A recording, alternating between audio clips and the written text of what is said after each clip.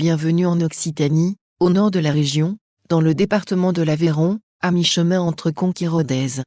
Sur 200 hectares, s'étend le vignoble de Marcillac, inscrit sur l'itinéraire culturel Itervitis, les chemins de la vigne. L'identité et le caractère de ce vignoble classé en AOP proviennent d'une combinaison de différents éléments. D'abord, une implantation sur 2 entités géologiques, du grès rouge en fond de vallée, à 250 mètres d'altitude, et plus haut sur les causses, du calcaire. Ensuite, un climat optimal à la confluence de 3 zones, semi-continentale, océanique et méditerranéenne, avec une forte amplitude thermique entre le jour et la nuit.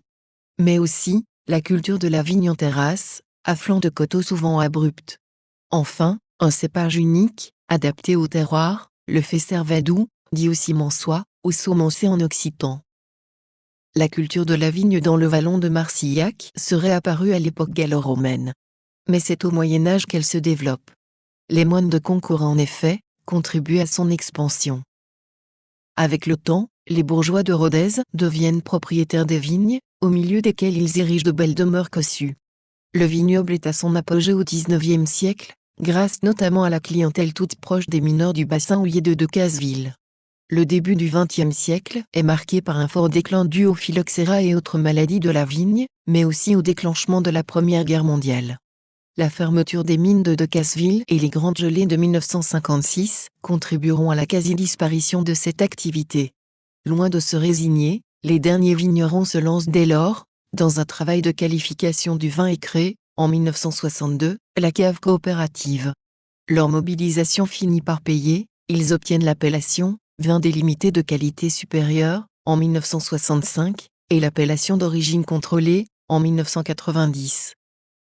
Aujourd'hui, le vignoble de Marcillac compte 40 viticulteurs qui produisent pour la cave coopérative, et 13 vignerons indépendants. La production annuelle représente 1 million de bouteilles.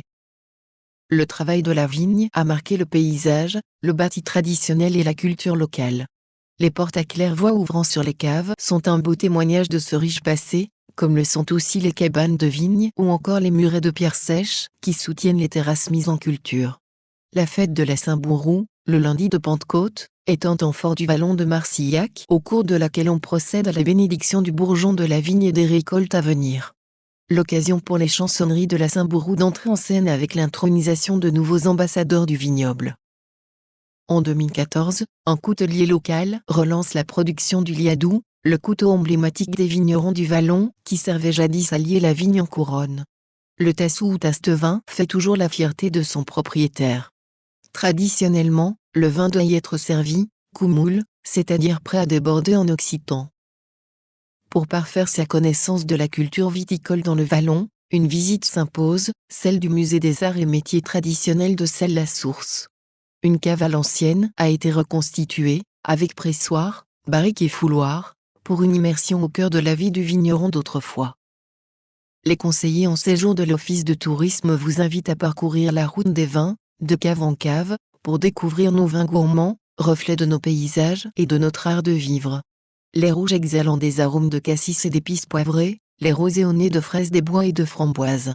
À très bientôt, à Marcillac-Vallon, sur l'itinéraire culturel européen, Itervitis les chemins de la vigne.